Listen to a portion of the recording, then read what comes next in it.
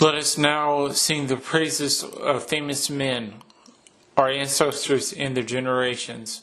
The Lord appointed to them great glory, the majesty, or His majesty from the beginning. There were those who ruled in their kingdoms and made a name for themselves by their valor. Those who gave counsel because they were intelligent. Those who spoke in prophetic oracles. Those who led the people by their counsels and by their knowledge of the people's lore. They were wise in their words of instruction. Those who composed musical tunes or put verses in writings. Rich men endowed with resources, living peacefully in their homes. All these were honored in their generations and were the pride of their times. Some of them have left behind a name, so that others declare their praise. But of others there is no memory. They have perished as though they had never existed. They have become as though they had never been born. They have their children after them. They and their children after them. But these also were godly men whose righteous deeds have not been forgotten. Their wealth will remain with their descendants, and their inheritance with their children's children. Their descendants stand by the covenants, and their children also for their sake.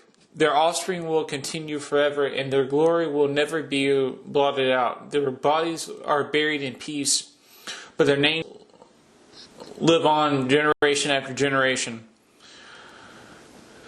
The assembly declares their wisdom, and the congregation proclaims their praise. When Elijah was enveloped in the whirlwind, Elisha was filled with his spirit. He performed twice as many signs and marvels with other utterances of his mouth. Never in his lifetime did he tremble before any ruler, nor could anyone intimidate him at all. Nothing was too hard for him, and when he was dead, his body prophesied. In his life he did wonders, and in death his deeds were marvelous. Despite all this, the people did not repent, nor did they forsake their sins, until they were carried off as plunder from their land and were scattered over all the earth. The people were left very few in number, but with a ruler from the house of David. Some of them did what was right, but others sinned more and more. Hezekiah fortified his city and brought water into its midst. He tunneled the rock with iron tools and built cisterns for the water. In his days, Sennacherib invaded the country. He sent his commander and departed. He showed his fist against Zion and made great boasts in his arrogance. Then their hearts were shaken and their hands trembled, and they were in anguish like women in labor.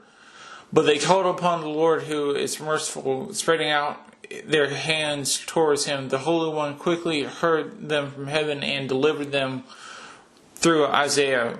The Lord struck down the camp of the Assyrians, and his angel wiped them out. For Hezekiah did what was pleasing for the Lord, or to the Lord, and he kept firmly to the ways of his ancestor David, as he was commanded by the prophet Isaiah, who was great and trustworthy in his visions. In Isaiah's days, the sun went backwards, and he prolonged the life of the king.